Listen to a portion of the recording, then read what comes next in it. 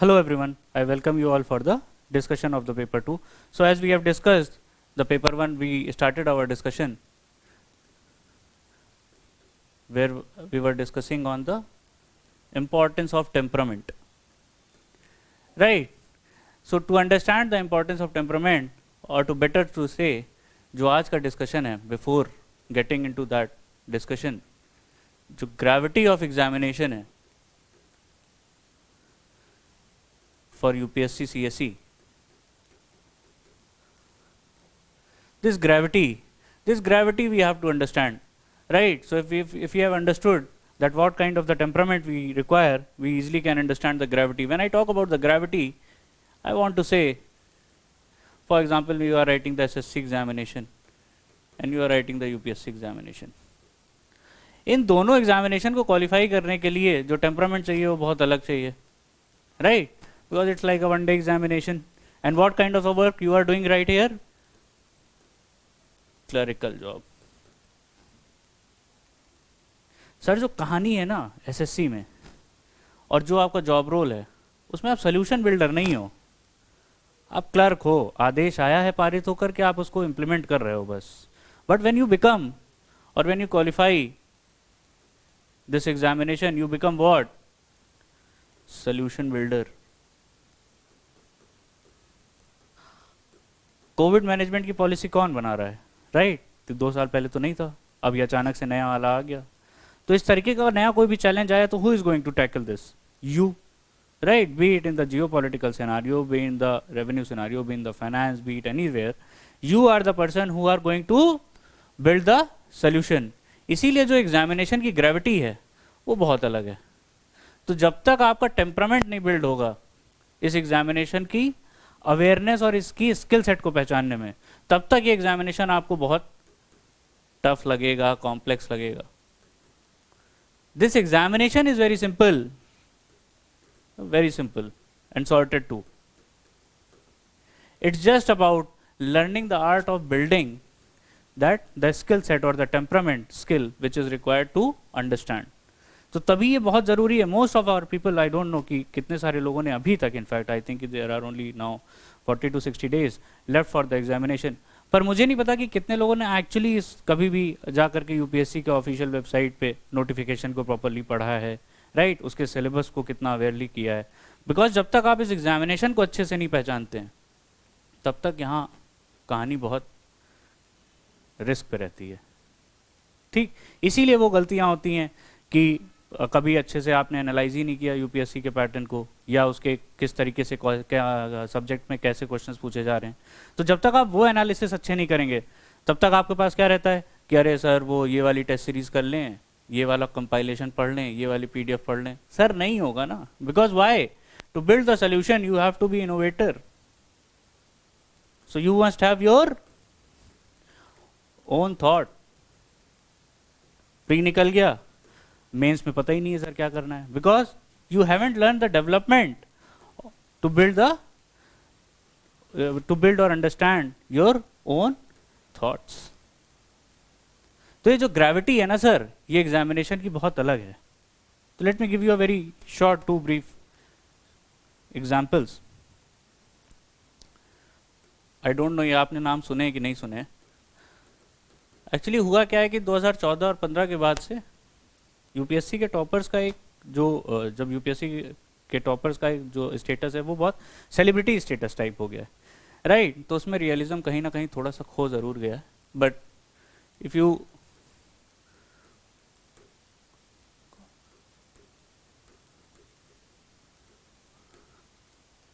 Govind Jaiswal and Gaurav Agarwal, right? Both have qualified the UPSC currently as an IAS officers, right? In some year. इनका नाम तो आपने mostly सुना ही होगा, I think 2013. Both person at different extremities. What is the meaning of extremities? Sir, Govind Jaiswal was the son or is the son of a rickshaw puller from Banaras. And Gaurav Agarwal was working as an investment banker in Hong Kong. That is their background. आप extremities देख रहे हैं. एक इंसान जो एक rickshaw puller का लड़का है और दूसरा जो इन्वेस्टमेंट बैंकिंग में हांगकांग में नौकरी कर रहा है. जिसका ऑफिस 77 फ्लोर पे है. ही was telling in the interview कि जब अपनी ऑफिस की बालकनी से विंडो से ही यूज टू वॉच, तो उसको सड़क पे गाड़ियाँ जो दिखती थी वो कहता था ऐसे माचिस की डिब्बी चल रही हैं. इस तरीके की वो लैविश लाइफस्टाइल में अपना चेरिश कर रहे थे लाइफ को. And Govind Jaiswal who was a, आप इनके इंटरव्यू जरूर देखिए तो आपको पता चलेगा व्हाट ग्रेविटी.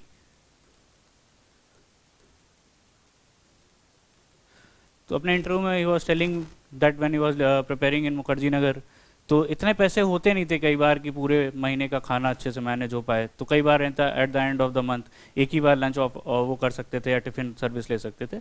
तो आधा टिफिन दिन में खा लेते थे, आधा टिफिन रात में खा लेते थे. Right, he got very famous. और हर साल ऐसी इंस्पिरेशनल स्टोरीज आती हैं. I am giving you these two examples I have taken just to make you understand the gravity की एक्सट्रीमिटीज दोनों की बहुत अलग हैं, पर दोनों लोग एक चीज पे बहुत क्लियर हैं. जो मेंटल टेम्परामेंट है ना, उसको कैसे बिल्ड करना है. तो गौरव अग्रवाल से पूछा गया था कि when you qualified this examination your first posting was in Sriganganagar. तो he was telling by himself कि being into such a lavish lifestyle in Hong Kong when you are working as investment banker and earning in crores in the white money and then qualifying this examination your first posting is at Sriganganagar district. तो कह रहा था कि जब हमें पहली posting SDM की मिली तो इतना पैसा भी इतनी पर्क्स एंड प्रिविलेजेस तो थी नहीं. एक तो थोड़ा सा बैकवर्ड डिस्ट्रिक्ट था and it also shares the border area. Right, तो जहाँ पे वो घर पे रहते थे तो वहाँ पे 2-3 प्रॉब्लम्स थी. इलेक्ट्रिसिटी की थोड़ी प्रॉब्लम थी. तो कह रहा था कि मेरी नई नई शादी हुई थी तो मेरी वाइफ मेरी शादी के कार्ड से पंखा बना करके कभी जब गर्मी लगती थी तो वो जो देसी वाला पंखा होता है उससे वो करती थी. तो सोचो कि आप इस जगह से कहाँ आप जॉब कर रहे थे इतनी लैविश उसमें, और अचानक से आप ऐसी जगह जाए. तो उनसे पूछ रहे थे कि डू यू रिग्रेट. तो कह रहा था it's not about the regret, you are not understanding the gravity. Now after this examination when I am giving the service to the people, तो he was setting that first example कि it was on my second day or the third day, और एक land revenue case में, land dispute case sorry, एक lady थी 80 years की, who was waiting for one single signature of the SDM since past 2 or 3 years, and on that day when he signed the signature and the kind of the respect and the thanks he got from that lady make him understand the gravity which you hold after qualifying the examination or to when you are preparing the examination. तो ये बहुत ज़रूरी है. तो इसलिए इस पूरे examination में ठीक है सर सब लोग वही पढ़ रहे हैं. when it comes I will tell you, I am trying to tell you from my experiences and जितने लोग आपके साथ के भी हैं, जिन्होंने भी ये प्रिपरेशन कर रहे हैं या कर चुके हैं, जब आप किसी से मिलते हैं तो सोर्सेज आर सेम. वही NCERTs हैं, वही लक्ष्मीकांत है, वही स्पेक्ट्रम है, या वही मिश्रा एंड पुरी है. राइट, जो भी सोर्सेज आप फॉलो कर रहे हैं तो वो हमेशा स्टैंडर्ड है. उनको पढ़ने का तरीका और उससे जो एक्सट्रैक्शन है, अंडरस्टैंडिंग थीम, आप वो कितना अच्छे से एनालाइज कर पा रहे हैं, that is very important. That is why this building of temperament takes time and guidance. आप 2020 के एस्से के टॉपिक निकाल करके देख लीजिए. ऐसे थोड़ी ना पूछ लेगा आपसे कि वुमेन एम्पावरमेंट पे लिख दो, टेररिज्म पे लिख दो, नक्सलिज्म पे लिख दो. नहीं, it will always judge you that which kind of the thoughts you can build around a theme and how you can represent it. ठीक, तो ये जो टेम्परामेंट और ग्रेविटी है ना एग्जामिनेशन की, ये बहुत ज़रूरी है. तो तभी मैं आपको बता रहा था कि दिस टेस्ट सीरीज डिस्कशन और this discussion is not to teach you about, वो तो आप पढ़ ही चुके हो सर, साल भर आपने पढ़ा है NCERT में क्या कॉन्सेप्ट है, डिफरेंट सोर्सेज से जहाँ से भी आपने पढ़ा है, तो वो कॉन्सेप्ट्स तो आपके हैं. इट्स ऑल अबाउट कि अब ये आखिरी 40-50 डेज में व्हाट एग्जैक्टली टू डू.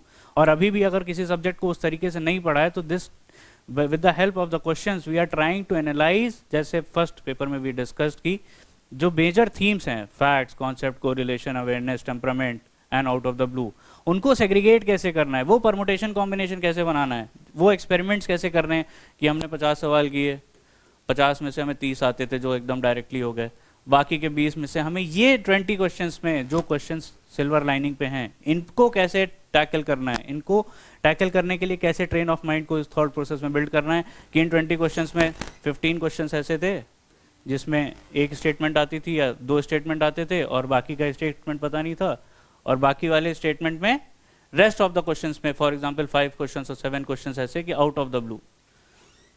अब इनको छोड़ना है, इनको अटेम्प्ट करना है, और इन अटेम्प्ट करने के बाद में इसका आउटपुट क्या आया,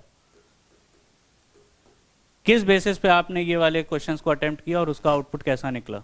सो this is over a period of time, this is going to analyse, this analysis is going to build the temperament. तभी तो आप जाकर के final day complete after every, for example if you are cricket lover, तो आप googly से लेकर के इनस्विंग आउटस्विंग जब तक सब फेस कर लिया आपने, तभी तो जाकर के जब आप इंग्लैंड या न्यूजीलैंड के पिचेस पे जब खेलेंगे, तभी तो आपको पता चलेगा कि अच्छा कोई बात नहीं, ये वाली बॉल को छोड़ना है, ये वाली बॉल को कैच करना है, इस पे स्ट्रेट ड्राइव आएगी, right. So it is not build in a day. Getting my point? तो ये बहुत जरूरी है कि आप ऑब्जेक्टिव जरूर क्लियर रखें कि the major objective is to tell you about that how a question, major themes पे कैसे क्वेश्चंस पूछे जाते हैं, किस टॉपिक पे कैसे क्वेश्चंस पूछे जाते हैं। फॉर एग्जांपल फिजिकल ज्योग्राफी, जो पहला टॉपिक हम लोग डिस्कस कर रहे हैं, there is earth and landforms, then there is a atmosphere, then oceanography and then miscellaneous। यही कुछ 4-5 थीम है। अब इस पे जैसे ऐसे क्वेश्चंस हम डिस्कस कर रहे हैं, वैसे वैसे आपको पता चलता जाएगा कि इन थीम्स पे किस तरीके के डिफरेंट डिफरेंट वैरायटी में, डायनेमिक्स में, seeing the current dimensions of UPSC question being asked, right? So this will help you to streamline your process, channelize your process in a much better coordinated way। ठीक? So let's start the discussion। First question, what it is saying?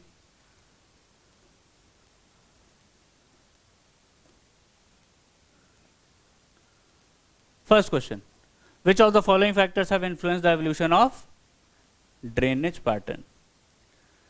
So इस पूरे question discussion में 3-4 चीज़ें बहुत important है जो आपको ध्यान देनी चाहिए कि when you are reading the question, make sure कि first you identify the keywords, कि on which keywords the question has been based, and then it is writing, it is asking you the correct codes और not correct और incorrect. ये एक बहुत important topic है या major thing है जो आप जनरली मिस कर देते हैं। हो सकता है आपको दोनों स्टेटमेंट आते हो, but you have not read कि it is asking you the correct code और नॉट करेक्ट स्टेटमेंट्स। तो वो एक बहुत बेसिक सी चीज़ें हैं जिसमें बहुत गलतियां करते हैं, और आप मान लीजिए कि 2 क्वेश्चन भी ऐसे गलत हो गए, राइट, तो you have lost the game.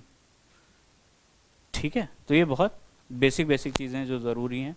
और the way we are discussing the question, we will try to also somewhere if we get the time and there is some examples I can tell you about कि how to eliminate the option, right? Sometimes it happens कि हो सकता है कि आपको पूरे उसमें एक ही स्टेटमेंट पता हो, बट उस स्टेटमेंट के सहारे भी आप उस वाले एलिमिनेशन को कर सकते हैं। ठीक है, so which of the following factors have influenced the evolution of drainage pattern? What it is asking? Evolution of drainage pattern of rivers, right? So as you all know कि there can be radial pattern, parallel, ये सब तो पढ़ा ही है आपने। तो ये different जो पैटर्न्स हैं कैसे कैसे वो हुए हैं। तो geological time period, yes, after a geological setting, if the setting has been changed, the drainage pattern will get affected. Then how is the topography of the area, amount of the water flow, right? Slope, because इसी से decide होगा उसका erosion and other things, right? And periodicity of water flow। ठीक, तो basic सा question depending upon the basic understanding and facts.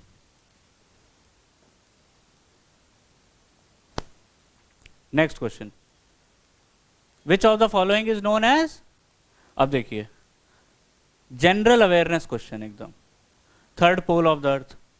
If you don't understand the, may be आपको third pole for example नहीं भी पता है, तो पोल पे सबसे ज़्यादा क्या होगा, मेजरली फ्रेश वाटर के आसपास की कोई बात हो रही होगी, और थर्ड पोल है तो ऐसा कुछ होगा कि हो सकता है कहीं पे या तो एक ऐसी जगह पे होगा जो या तो बहुत फेमस है तो एकदम अलग से आपने पढ़ा हो, और आपने नहीं भी सुना है तो कहीं तो ऐसा कोई एरिया होगा जो हो सकता है कि हमेशा जियोपॉलिटिकल वाइज या फिर किसी और वजह से न्यूज़ में रहता हो। तो Himalayan Hindu Kush mountain range and Tibetan प्लेटू जहाँ पे मीटअप कर रहे हैं, तो उसके पास में फ्रेश वाटर के बहुत बड़ा एरिया है जो जहाँ पे बहुत सारी लेक्स हैं। So it is also known as the third pole. ठीक है, एकदम डायरेक्ट फैक्चुअल क्वेश्चन है, nothing to explain in this.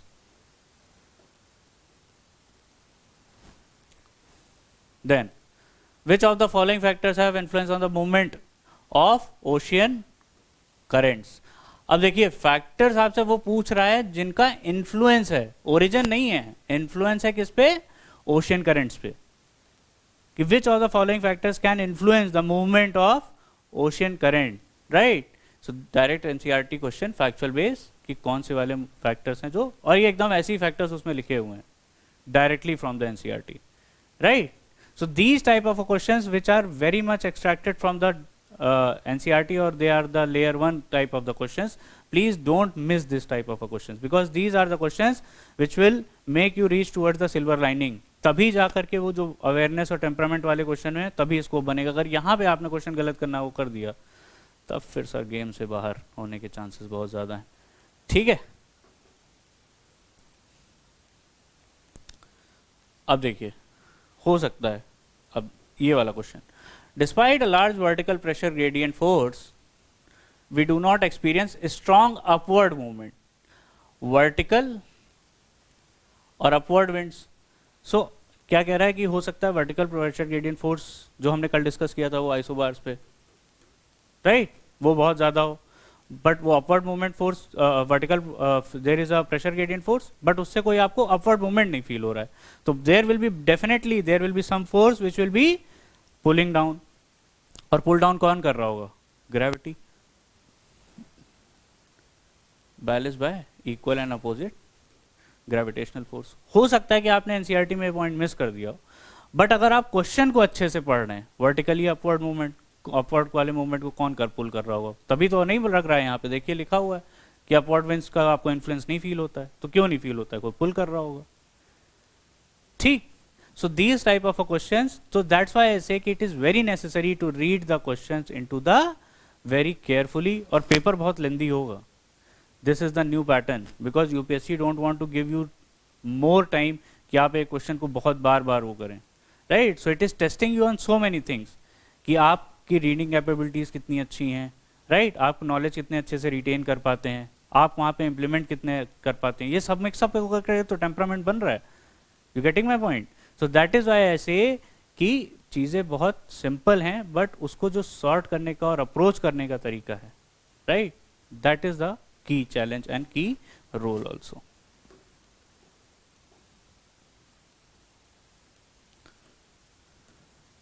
Then coming back to the fifth question, which of the following forms of precipitation are observed?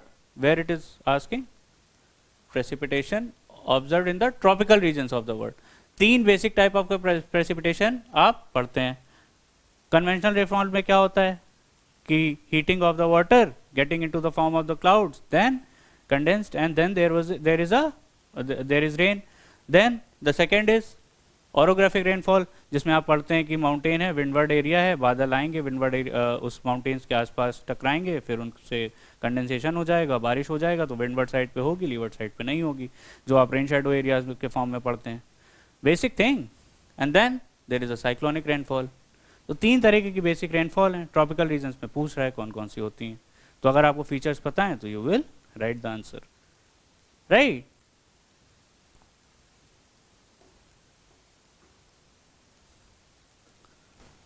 Next question. With reference to the sand and land breeze, very basic terms are found because of the pressure and the temperature difference between the land and the sea. That's why we have the sand breeze and the land breeze, right? 6th or 7th class NCERT, I think so, right? तो आपको अगर पता है basic कि उसके keywords की, अब ये देखिए सी ब्रीज पे पूरा स्टेटमेंट ही लिखा हुआ है कि सी ब्रीज होती क्या है। पहले वो पूछ रहा है रीजन, तो यहाँ से कंसेप्चुअल आ गया कि do you know the reason why. So this statement is testing your concept, this statement is testing you directly the fact, and this is more like the correlation, देखिए, the effect of these breeze is felt deep inland in the tropical regions then the temperate latitudes. So if you do know the basic understanding of about the sea breeze and the land breeze, then only you can attempt this thing, right? क्योंकि यहाँ पे elimination के option बहुत कम हैं.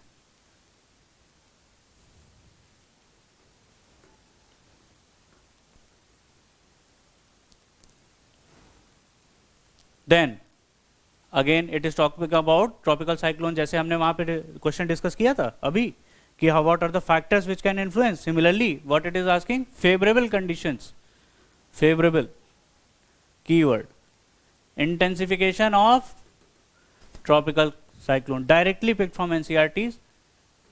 अभी बहुत सारा news में रहा था because in the Arabian Sea. और बताइए, tell me the reason why there are more tropical cyclone has been recently seen in the past in the Arabian Sea as compared to the Bay of Bengal. ये topic तो हमने paper 1 में discussion में भी discuss किया था क्या tropical cyclones are form, और ट्रॉपिकल साइक्लोन्स और एक्स्ट्रा ट्रॉपिकल साइक्लोन्स के बीच में डिफरेंस क्या होता है. कीवर्ड्स पे है सर ये question, direct keywords, and layering is very low. Direct question from NCERT, layer 1 type of question. ठीक है, ऐसे वाले क्वेश्चंस को तो गलत करना पाप है. पाप मतलब महापाप, भगवान भोले बिना माफ करें. Right now if a tropical rainforest is removed, it does not regenerate quickly as compared to a tropical deciduous forest. See the beauty of the question, and this type of questions will be very much asked in UPSC. This theme, कल मैंने आपको एक बहुत अच्छी theme बताई थी जब I was discussing the difference that temperature pressure वाला क्वेश्चन. ठीक है, और वो अर्थ के रेडिएशन और हीट वाला क्वेश्चन जिसमें हीट एक्सचेंज का मैं आपको बता रहा था कि एकदम बहुत सिंपल टॉपिक से कैसे उसने दो स्टेटमेंट्स को कोरिलेट करके बताया है. सेम अब ये देखिए आप, tropical rain forest is removed, ये वो बता रहा है कि अगर tropical rain forest has been removed from a place it will not regenerate as compare to tropical deciduous forest. Simple concept basics पे है क्वेश्चन. अगर आपको कॉन्सेप्ट पता है कि अगर ट्रॉपिकल एरियाज में क्या है कि बारिश बहुत ज़्यादा हो रही होगी, बारिश बहुत ज़्यादा होगी तो लीचिंग हो जाएगी सॉइल की, न्यूट्रिएंट्स कम हो जाएंगे, न्यूट्रिएंट्स कम हो जाएंगे मतलब खाना पकाने के लिए सामान ही नहीं है, इंग्रेडिएंट नहीं है, तो नीचे वाला खाना कैसे पकेगा, कुछ बनेगा ही नहीं, खाना ही नहीं पक पाएगा, तो रिजनरेशन कैसे होगा. तो एक बार अगर ट्रॉपिकल डेसिडुअस फॉरेस्ट गायब हो गए, ट्रॉपिकल फॉरेस्ट गायब हो गए, तो then it will take a lot of amount of time to regenerate और रीजनरेट. उनकी भी तो आत्मा है ना सर, उसको दोबारा धरती पे आने में टाइम लगेगा ना. ठीक है, तो if you know the basics you can easily do the question. तो ऐसे वाले क्वेश्चंस बहुत ज्यादा इंपॉर्टेंट होते हैं यूपीएससी में, या इस थीम के क्वेश्चंस. ठीक है, डायरेक्ट क्वेश्चन तो आपको मिलेंगे ही मिलेंगे, but this theme of questions will be there. सारा मामला इसी का है सर. एक बार ये समझ में आ गया ना कि कौन से वाले टॉपिक्स को कैसे पढ़ना है, उसमें कितनी लेयरिंग हो सकती है. जैसे एग्रीकल्चर वाला पोर्शन है फॉर एग्जांपल, राइट, उसमें there is a lot of scope because the question can vary from which are the favourable condition for which kind of the crop. जैसे मैं पूछ लूँ कि चाय के लिए क्या फेवरेबल कंडीशन है, कॉफी के लिए क्या फेवरेबल कंडीशन है, फिर मैं उसमें लेयरिंग ऐड कर दूँ सेकेंड स्टेटमेंट में कि ये वो वाले एरियाज हैं जहाँ पे ये वाली क्रॉप में ज़्यादा होती है, कम होती है, कुछ परसेंटेज पे. राइट, एक और स्टेटमेंट ऐड करना है तो I will put the agriculture data also from the economic survey और the India year book and I will label as the statement 3. Right, जैसे 2018 में there was a question NCERT में, आप जब सॉइल वाला चैप्टर पढ़ते हैं तो उसमें लिखा हुआ है when you read that soil chapter, तो you do read about the characteristics about black soil, red soil, etcetera etcetera, but you miss the percentage distribution across India. And they asked about the percentage distribution in terms of India. See, थोड़ी सी layer बढ़ा दी उन्होंने. That's it. समझ रहे हैं? So it is all about कि किस topics को कितनी अप्रोच के साथ पढ़ना है. और ज्योग्राफी के लिए एनसीईआरटीज अगर आपने बहुत अच्छे से कवर कर लिया और कुछ थोड़ी सी मेहनत कर ली उसमें, to add a bit of current affairs layering in that. For example places in news थोड़ा सा और अच्छे से रिवाइज हो गया. Right, major channels, major seas, major bays, major gulf, right, major straits, ये सब पता है आपको, then you are in a very good situation. ठीक है, और ये पोर्शन आएगा sir, because geography and environment are definitely going to be in the examination, because forest services has the same prelims. Ignore आप कुछ नहीं कर सकते आर्ट एंड कल्चर से लेकर के एनवायरमेंट तक, कोई भी डोमेन या कोई भी subject, right, because you never know कि कौन से सब्जेक्ट में आप कितना अच्छा अप्रोच से कौन सा वाला क्वेश्चन करेंगे वहां पे. ठीक है.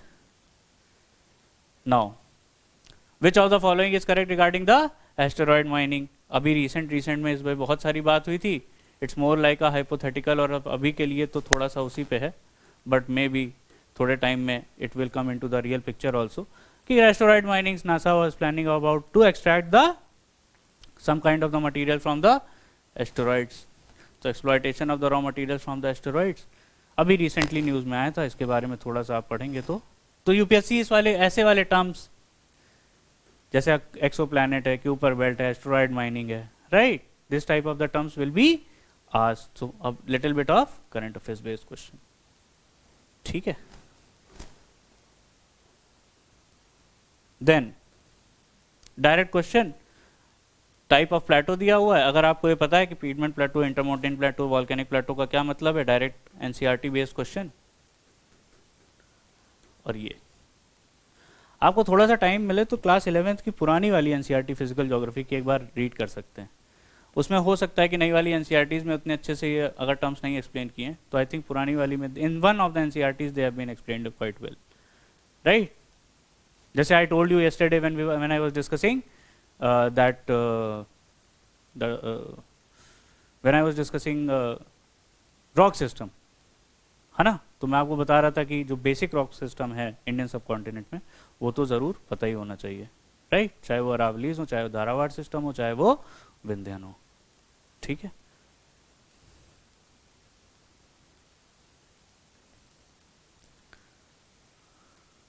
Then again class 11 this 11th question based on facts कि मूवमेंट ऑफ आइसोथर्म. आइसोथर्म क्या होता है, इतना तो आपको पता ही होगा, lines connecting the same temperature.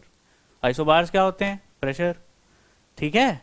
तो आइसोथर्म और आइसोथर्म के डायरेक्ट मूवमेंट पे क्वेश्चन है डायरेक्टली फ्रॉम द एनसीईआरटीज कि how the movement occurs in the northern and the southern hemisphere in the winters and summer. ठीक.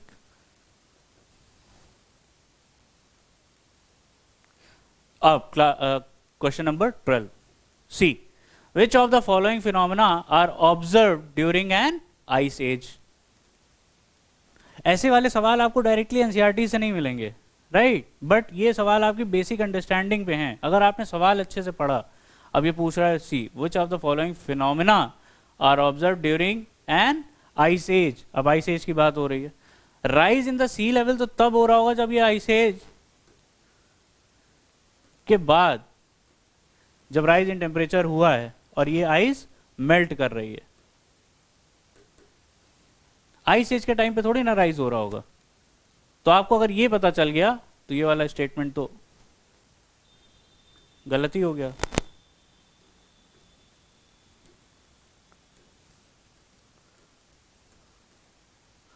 वन गलत, ये गलत, ये गलत, एलिमिनेट हो गया आपके पास ऑप्शन. सेकंड और थर्ड नहीं भी पता है तो वही ऑप्शन ही बचा है. You getting my point. तो sometimes if you read the questions in the best way then and you do know कि कौन सा वाला स्टेटमेंट सही है या गलत है, अगर वहां पता चल गया तो एक बार ऑप्शन जरूर एक्सप्लोर कर लीजिएगा. हो सकता है with the elimination of the options you will get your right answers.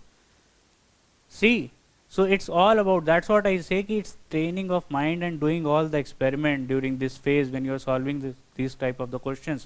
और हर क्वेश्चन पेपर में एक दो क्वेश्चंस आपको जरूर ऐसे मिलेंगे, मैं अभी से क्लैरिफाई कर देता हूँ, which are dicey and they have been put by they have been put deliberately over there because in UPSC for example there was a lot of debate. I think in 2016 or 17 was the paper, in 2017 there was a lot of debate regarding when that horse question came in the ancient history from Rig Vedic to later Vedic period, right. So these type of statements which can be very much a little bit of dicey. So some statement one or two questions you will find in the entire module, right, which can so you will find one or two questions in the entire module which can act a little bit of dicey thing. ठीक है, तो इल्ज़ाम नहीं लगाना है, वो सवाल इसीलिए डाले गए हैं कि ऐसे सवाल भी आपको देखने को मिल सकते हैं। Question number 13, human activities in the recent past have caused an increased concentration of carbon dioxide, keyword, but a lot of it does not remain in the lower atmosphere because of what exactly it is asking you about carbon sequestration.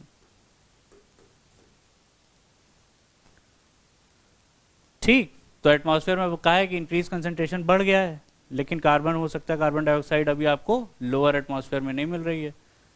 तो what are the basic reason? ठीक है, direct reading question और awareness और temperament base. अब climate change पे या फिर global warming पे आपसे डायरेक्ट क्वेश्चन तो पूछेगा नहीं, what is the meaning of global warming, so they will give you this kind of statements only. ठीक है, now consider the following statements. अब see, all the elements of weather is or are concentrated equally in all the layers of atmosphere. सारे elements weather के, जितनी layers हैं atmosphere की, कितनी layers हैं एटमॉस्फेयर की, तो moving from troposphere to exosphere, जितनी लेयर्स हैं एटमॉस्फेयर की, वेदर के सारे एलिमेंट्स, सारे मतलब उसका टेम्परेचर भी, प्रेशर भी, राइट, जितने एलिमेंट्स आप काउंट कर सकते हैं वेदर रिलेटेड, वो सेमली डिस्ट्रीब्यूटेड हैं। तो ये पता हो गया आपको कि ये स्टेटमेंट तो ये और ये तो नहीं होगा, बाकी स्टेटमेंट अब आप खेल लीजिए। ठीक, एलिमिनेट हो गया तो कम से कम एक लाइफलाइन तो मिल गई 50-50 वाली। Getting my point?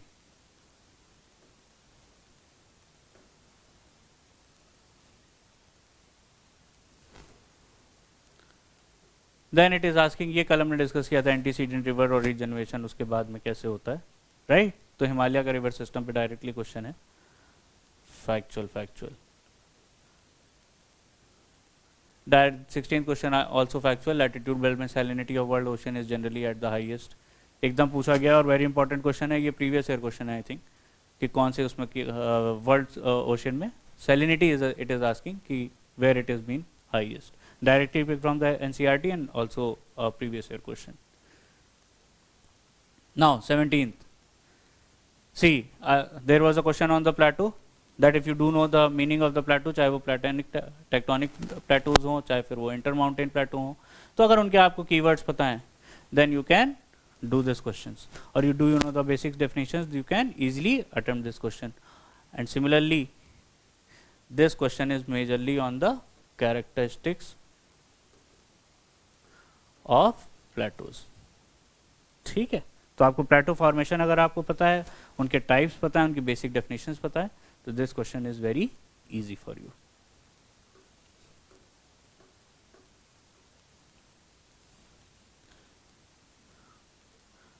ये वाला क्वेश्चन या इस तरीके के क्वेश्चन बहुत इंपॉर्टेंट है, जो ज्योग्राफी में हमेशा प्लेसेस इन न्यूज के आसपास से पूछे जा सकते हैं, राइट? जैसे yesterday I discuss the question when I asked the landlocked countries in South America, अभी there was a lot of issue, चाहे वो पेरू को लेकर के हो, चाहे वो ब्राजील में लेकर के हो, it was seen in lot of news, right? जैसे आइलैंड पे I asked you the question on assumption island, ठीक है? तो similarly Iran, Iraq, Saudi Arabia, Kuwait, Oman, अभी तो बहुत कुछ चल रहा है, राइट? इसराइल के चाहे वो नए जियो पॉलिटिकल डेवलपमेंट्स हों या डिप्लोमेटिक डेवलपमेंट्स हों, या स्पेशली चाइना, ईरान एंड और यूएस, ईरान, जो कुछ भी न्यूज़ में चल रहा है, right? So this area becomes very much important, right? So countries share their border with the Persian gulf, ठीक है? तो इस टाइप वाले, जैसे मेडिटेरियन सी से अभी रिसेंटली पूछा था 2018 में question, which of the following share the boundary और open up into the Mediterranean sea, ठीक है? तो ये जितने हैं कैस्पियन सी से, ब्लैक सी से, मेडिटेरियन से, उसके आसपास कौन सी कंट्रीज बॉर्डर शेयर कर रही हैं, कौन ओपन अप हो रही हैं, राइट? कौन सी लैंड लॉक्ड हैं, कितने गल्फ से जनरली कौन से हैं, राइट? अब गल्फ ऑफ एडन से मैं पूछ सकता हूँ, पर्शियन गल्फ से इन्होंने पूछा है, right. So these type of questions become very important. और ऐसे क्वेश्चन आपको एक या दो क्वेश्चन जरूर मिलेंगे इस वाले. ठीक है. Now ocean current, fishing bank. Yesterday we discuss ना कि कोल्ड और वार्म करंट एक साथ मिलेंगे तो वो फिशिंग के लिए अच्छे हो जाएंगे कहीं पे. तो सिमिलरली ऑन दैट बेस्ड कि I asked the factual kind of a question. ठीक. Now question number 20. When there is a term only written, मैं हमेशा नहीं बोलूँगा कि ये टर्म सही या गलत होगा ही होगा, पर whenever you are reading this term only, तब आपको थोड़ा सा कॉशियस होने की बहुत ज़रूरत है. Then this statement you have to read at least twice. अब यह देखिए बोल रहा है कि jet stream occur northern hemisphere only. Is it right? So only becomes very important. And similarly, only some cyclones develop an eye. So only whenever it is mentioned, अभी जैसे पहले क्या होता था कि जहाँ only दिखा तो वहाँ generally it is going to be a wrong answer. तो यूपीएससी वो तो आपसे आगे है ना सर. ठीक. तो आप उनको चेस डाउन मत करो, बट हाँ when you are reading something like only, read it very cautiously. ठीक.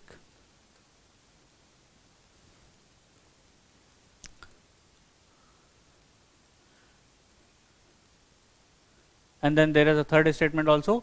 ये भी हमने कल डिस्कस किया था कि आई ऑफ द साइक्लोन कैसी होती है. ठीक है. तो यहाँ थोड़ा सा 10 डिग्री लेसर लिखा है, there will be 10 degree at least higher. ठीक है. तो स्टेटमेंट्स में कई बार थोड़ा थोड़ा ट्विस्ट कर दिया जाता है. तभी मैं बोलता हूँ कि you should read the statements very carefully. तो when you are attempting the paper, at least you should attempt at least minimum, अगर शुरू में अटेम्प्ट करना शुरू करें तो 50 क्वेश्चंस तो एक बार में बैठ करके जरूर करिए, because it is going to develop that continuous habit of reading it. ठीक. Now let's come to the magnetic meridian is an imaginary. ठीक है, फैक्चुअल क्वेश्चन है. Then there is a question on the solar noon. This type of questions will be asked which are developed on 6th 7th class direct NCERT based or keyword. Here the keyword is solar noon. If you do know the solar noon, then it is very easy and that this keyword is very basic. ठीक है. तो अगर आपको इसके बारे में पता है तो आप easily solve कर लेंगे. बट जब तक आपको इस तरह की keywords की basic understanding अच्छे से डेवलप नहीं होगी, then there you might miss the question. है ना. जैसे इकोनॉमी में आपसे उसने पूछ लिया कि FDI का क्या मतलब है, 2020 में पूछा था ना, पार्लियामेंट्री फॉर्म ऑफ गवर्नमेंट का क्या मतलब है. हो सकता है आपको बस एक हवा में आइडिया हो, but when you go into those exact, if you do know, if you are very much comfortable with understanding, then only जो उसके 4 स्टेटमेंट्स हैं, then you can analyse it. ठीक. Then 23 it is asking about temperature and pressure. कि if temperature is rising, then how the pressure it is going to be in terms of the altitude. So both the statements are basics. ठीक. Now question again based on keyword, and the keyword is frontogenesis, frontolysis. यहाँ statements alternate कर दिए गए हैं, but the question is completely based on keyword. ठीक. तो अब ऐसे वाले में क्वेश्चंस में कई बार क्या होता है कि you might understand them or you do know them. If you don't know them, right, तो फिर तो कुछ कर नहीं सकते, क्योंकि इसमें कुछ ऐसा है नहीं. If you know, you know. If you don't know, you can easily leave that and put this question into the out of the box thing. ठीक.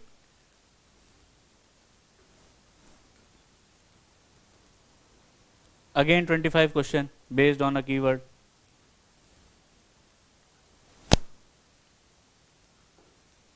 हाइपोलिम्नियल लेयर जो फॉर्म होती है थर्मोक्लाइन के नीचे, right. And the second question is about the thermocline. So both the layers when you read about the ocean depth or vertical profile of the oceans, then how the temperature is changing. So these two name of the layers you will read it. आप NCERT ज़रूर अच्छे से पढ़िएगा please. पूरे उसमें 80 to 90% question directly NCERT से ही आते हैं, उसकी थोड़ी थोड़ी लेयरिंग ऊपर नीचे करके. और अगर आपकी एनसीईआरटीज़ बहुत अच्छे से प्रिपेयर होंगी तो वो लेयरिंग ऑटोमेटिकली कहीं ना कहीं बेसिक अंडरस्टैंडिंग में तो कवर हो ही जाएगी. Then again the temperature increases or decreases with the depth of the ocean again. And then the second question, एक तो depth of the ocean and second temperature gradually increases from equator toward poles. इतना तो basic है sir, अब इसमें तो क्या ही explain या क्या ही डिबेट करेंगे. ठीक कि इक्वेटर से पोल जाएंगे तो टेम्परेचर बढ़ेगा कि घटेगा, इतना तो पता ही है आपको. Now a question based on the Coriolis force. Northern hemisphere में ओशन करंट कैसे मूव करते हैं और सदर्न में कैसे मूव करते हैं. They have generally asked the question in terms of their direction. ठीक है, तो चाहे वो रोटेशन ऑफ अर्थ से हो या फिर कोरियोलिस से हो, डायरेक्टली सिंपल अंडरस्टैंडिंग और फैक्चुअल बेस्ड क्वेश्चन.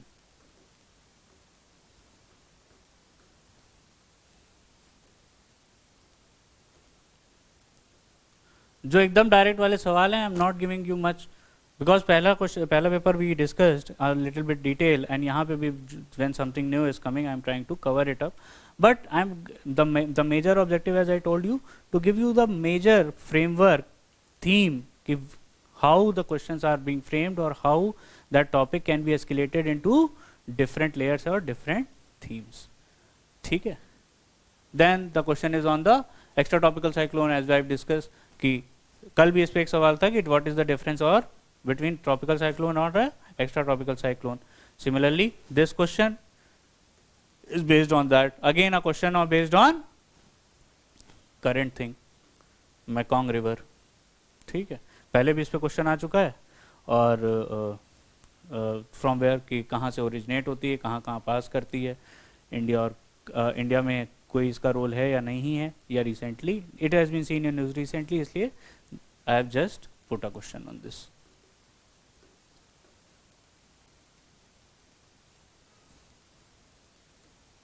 ठीक. Then there is a question on tropical rain forest vegetation directly from NCERT. ठीक है, ये सब एकदम फैक्चुअल वाले क्वेश्चंस हैं because yesterday there was a lot of conceptual question. So जो factual kind of the questions कैसे पूछे जा सकते हैं वो डायरेक्टली आपको 5-6 क्वेश्चंस अभी दिखे हैं. Then there is a question on out of the blue. ऐसे वाले क्वेश्चन को अगर नहीं पता है तो मतलब प्लीज अननेसेसरली ऐसे क्वेश्चंस पे अपना तुक्का मत बिड़ाइएगा. ठीक है, आपको भी अपना पता है कि आपका इंट्यूशन कितना सही है. तो ऐसे वाले क्वेश्चंस में प्लीज अगर you do know the answer right, so then only attempt. If you don't know please don't touch this kind of questions. और आपको ऐसे 10-12 क्वेश्चंस मिलेंगे पूरे पेपर में, उन पे आप रिस्क मत लो. बिकॉज अगर आपको नहीं सोचा नहीं 100 में से हम 100 ही कर लेना, 100 में से अगर ऐसे आपने 7-8 क्वेश्चन भी कर लिए और 7-8 क्वेश्चन भी गलत हो गए, तो they are going to cost you around 3 to 4 questions which you have done right. और वो बिकॉज इसमें तो कुछ भी आइडिया नहीं है ना, जिस क्वेश्चन में कुछ भी आइडिया नहीं लग रहा है, प्लीज ट्राई टू लीव. ठीक, consider them into out of the blue. 85 questions must be in your range. Seeing the current pattern, I am repeating, seeing the current pattern. अगर वो ऊपर नीचे कुछ उसमें चेंज होता है तो दैट कैन फ्लक्चुएट, बट अभी रिसेंट के टाइम में 2-3 साल से जैसा चल रहा है तो 85 must be in your range. ठीक, मस्ट.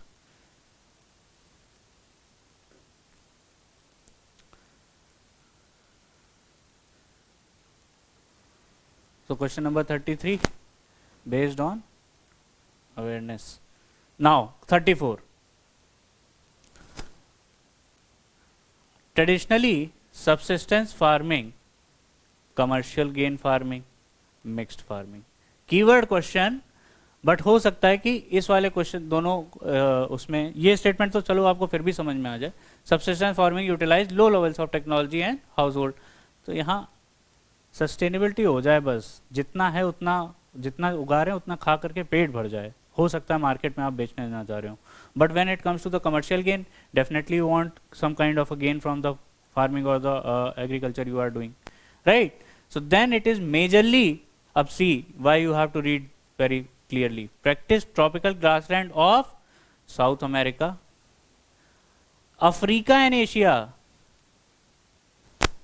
अगर यहाँ यूरोप लिखा होता तब तो ये स्टेटमेंट फिर भी सही हो जाता, but are you sure about Africa?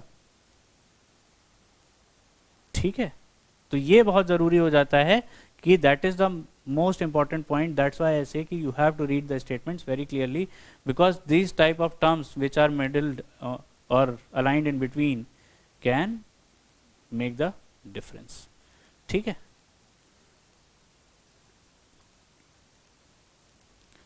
Physical geography में जितने भी टॉपिक हैं, मेजरली 5 से 6 टॉपिक जो भी हैं, ठीक है, उन पे बहुत ज़रूरी है. जैसे अर्थ के बारे में आप पढ़ रहे हैं, तो apart from knowing the different layers, their different facts, और कितने क्रस्ट के बारे में हो या फिर उसके डिफरेंट कंपोनेंट्स के बारे में हो, वो तो एक अलग बात है. बट फॉर एग्जांपल कि if I go into a little bit more detail, so it's that's why I say it's more like the layer by layer, कि एक तो ये लेयर हो गई कि आपको अर्थ के पूरे फैक्चुअल नॉलेज के बारे में पता है. Then if I want to get into the evolution of earth or evolution of universe, then I want to go into the nebula theory or nebula hypothesis or these kind of things. So from nebula hypothesis to the Big Bang theory, right, I must know when exactly I go into the plate tectonics वाली चीज़ में, तब भी चाहे वो Alfred Wegener की हो, right, plate tectonics पे, या फिर कोई और थ्योरी हो, या कॉन्टिनेंटल ड्रिफ्ट थ्योरी हो, तो ये थ्योरीज मुझे बहुत अच्छे से पता होनी चाहिए. ठीक है.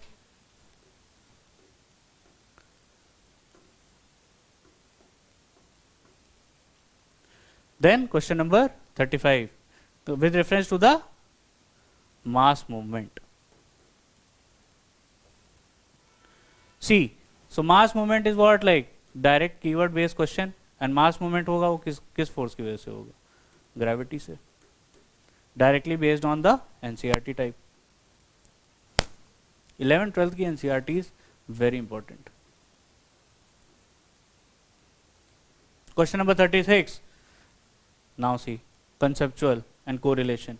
Thickness of the troposphere is greatest at the poles.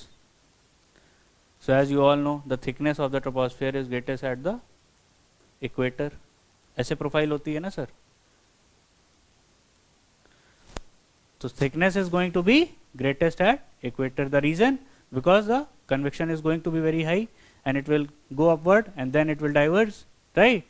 So the thickness is going to be mostly at the equator. ठीक है. And radio wave transmitted from the earth are reflected back to the earth by the ionosphere. तो इसका तो काम ही यही है sir, right? And then the third statement.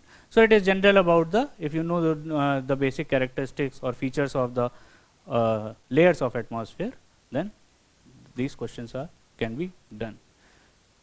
Sir, geography can be very scoring अगर आप थोड़ा सा इसमें मेहनत कर लें, right? And this is one of the geography and environment give you that kind of a silver lining and the width which can make the difference, right?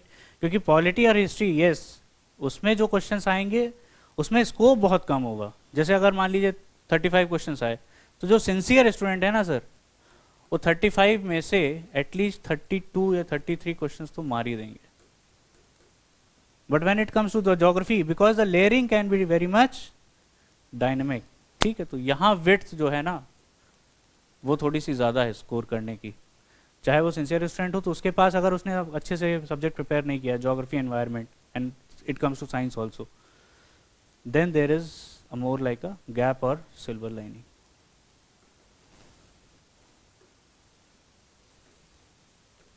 Then 37, I told you major states, major Gulf, major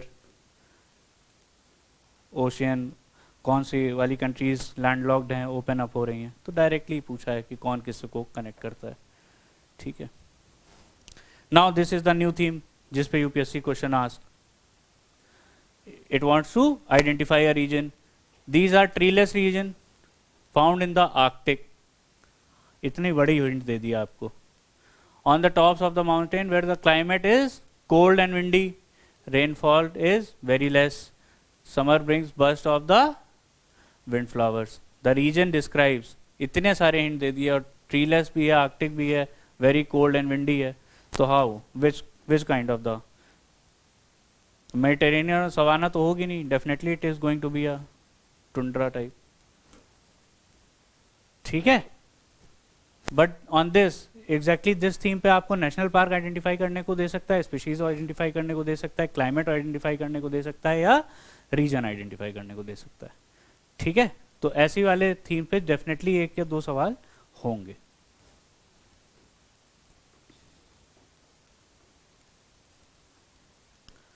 Then again it is asking about the albedo. Then it is asking about the batholiths and dikes.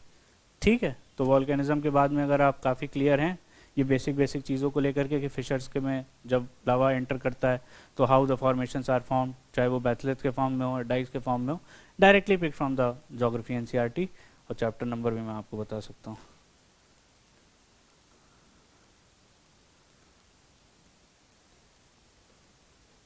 Then it is asking about the grasslands. ठीक है, कल इस पे मैंने question पूछा था कि कौन से वाले ग्रासलैंड को कौन से एरिया में कहाँ कहते हैं, उसी पे सिमिलरली बेस्ड क्वेश्चन है. Then correlation. Higher concentration of dust particle found in equatorial and polar region than the subtropical and temperate region. Concentration of dust particle equatorial और polar region में ज़्यादा कैसे हो सकता है, बताइए, ऐसा होगा? सिंपल सा टेम्परामेंट बेस्ड क्वेश्चन है. अगर एक बार आपने ढंग से स्टेटमेंट पढ़ लिया तो आपको इसका जवाब मिल जाएगा. अगर आपको हल्का सा भी आइडिया है कि इस दोनों रीजन में वाई इट इज इक्वेटोरियल और यहाँ पे कैसी वेदर क्लाइमेटिक कंडीशंस रहती हैं, देन अगर इसकी वेदर कंडीशंस और इसके वेदर कंडीशंस का आपको आइडिया है, then definitely you do know the answer. Water vapour generally decreases with altitude. Simple conceptual based question. ठीक है,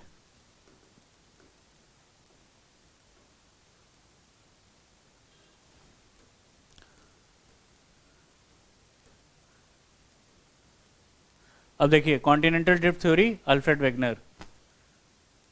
अगर आपको पता है बेसिक चीज़ें कि पैंजिया, टेथस सी, है ना, land masses, diversification, right, then you can easily go into this type of a question. So जितना मटेरियल एनसीईआरटीज में है और बेसिक थ्योरीज और उसको मैं बहुत अच्छे से कवर्ड है. आपको एक बार बस टाइम मिल जाए तो फिजिकल ज्योग्राफी की क्लास 11th की ओल्ड एनसीईआरटी आप पढ़ सकते हैं to give you the extra cushion और extra layer. But 11th 12th की जितनी भी और NCERTs भी हैं, right, 6th to 8th are very important. बहुत सारे questions मैंने 6th to 8th NCERT से उठाए, land and people से भी और new वाली से भी, right. So these type of NCERTs are going to help you, and don't ignore that human geography and minerals वाली NCERT, right, बिकॉज उसमें से भी बहुत अच्छे सारे क्वेश्चंस बनते हैं. अभी वो डिस्कस करेंगे उसको ह्यूमन ज्योग्राफी में. फिजिकल के बाद we will discuss the Indian and then we will discuss the human. तो but that so all the NCERTs, because उसके अलावा देर if you go into following any standard book, there is nothing particular such standard book especially for the GS. For optional yes there are, but इसके लिए आपको थोड़ी सी मेहनत इसी में करनी होगी. Then as I told you, solar system के बारे में जनरली एक 3 फैक्टर ये लिखे हुए हैं. अब देखिए अगर आपको solar system 6th class NCERT question कि एस्टेरॉयड बेल्ट किसके किसके बीच में, वीनस को उसको कौन से प्लैनेट को अर्थ का ट्विन कहा जाता है, और all planet except Mercury is the solar system which have satellite, directly from the 6th class NCERT, right. But बहुत सारे लोग होंगे अगर ये क्वेश्चन अभी अटेम्प्ट करने को मैं दे दूं तो गलत कर देंगे, और डायरेक्ट फैक्चुअल क्वेश्चन है, कुछ भी नहीं इसमें करना है.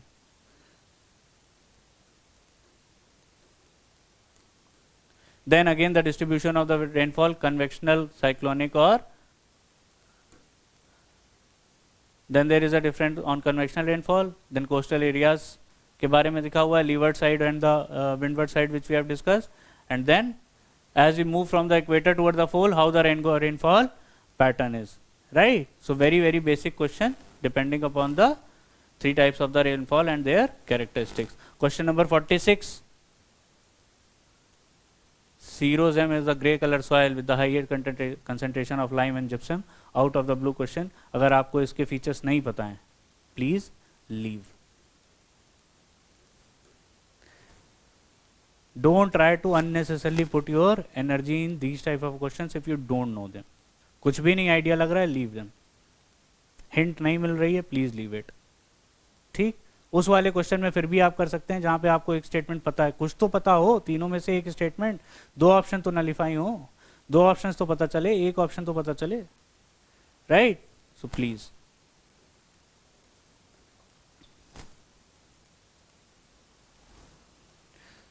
देन एडवेक्शन और कन्वेक्शन पे, एडवेक्शन और कन्वेक्शन ट्रांसफर पे 2 सिंपल ट्रेन है कि वर्टिकल मूवमेंट को क्या कहते हैं और हॉरिजॉन्टल मूवमेंट को क्या कहते हैं. ठीक है, तो if you do know you can easily attempt. NCERT based question. पूरे डिस्कशन में आप ये देखिए कि 80% क्वेश्चन, और प्रीवियस ईयर में भी जब उठा करके देखेंगे तो there will be directly from NCERT, there will be 20 और 25% क्वेश्चन ओनली जिसमें some layering will be added depending upon the understanding, और उसमें भी कुछ स्टेटमेंट्स ऐसे होंगे जो आपको ऑलरेडी पता होंगे, एक में से एक में नहीं पता है, दो नहीं पता है, that is the only thing, ठीक है। देन रिवर और flows into direct question, then this again direct question, this again direct question. जैसे मैंने आपको बताया था, अभी आपको डिस्कस किया था कि प्लेटो के बारे में अगर आपको तीनों पता है कैरेक्टरिस्टिक्स, यहाँ पे सेम उसके एग्जाम्पल। तो as we discuss plateau formation, how you should cover it. Formation हो गई, अब फॉर्मेशन पता चल गई तो उसकी बेसिक कैरेक्टरिस्टिक्स पता चल गई कि उसके अंदर में मिनरल होते हैं नहीं होते हैं, अगर मिनरल होते हैं तो कैसे वाले मिनरल्स होते हैं। देन टाइप्स ऑफ प्लेटो कि इंटरमाउंटेन है। अब टाइप्स के बाद में एग्जाम्पल, दैट्स इट। यही 4 वैरायटी पे क्वेश्चन बन सकते हैं और वही 4 वैरायटी डिस्कस करी गई हैं, ठीक। So the entire discussion is only about letting you know the theme and how questions are frame, ठीक है। So thank you.